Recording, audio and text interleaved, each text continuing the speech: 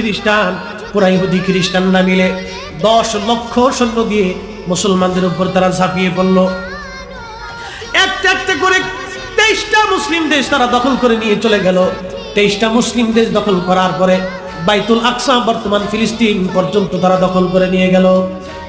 বাইতুল আকসা দখল করার পরে যেদিন তারা বাইতুল আকসা দখল করেছিল, আজকে তো 76 বছরে 1 লক্ষ ফিলিস্তিনি হত্যা হয়েছে। আর তারা 3 দিনের মধ্যে বাইতুল আকসার 1 লক্ষ মুসলমান তারা শহীদ করেছিল। প্রায় গিরা পর্যন্ত রক্তে বাইতুল আকসা ডুবেছিল। এই বাইতুল আকসার জন্য আজকে থেকে যুদ্ধ না, বহু বছর আগে থেকে যুদ্ধ।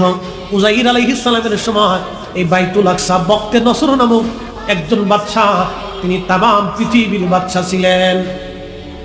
পৃথিবীর এমন কোন ইঞ্চি মাটি নাই যে ইঞ্চি মাটির বাদশাহী আল্লাহ তাআলা না দিয়েছিল। পৃথিবীর মধ্যে 4 জনকে আমার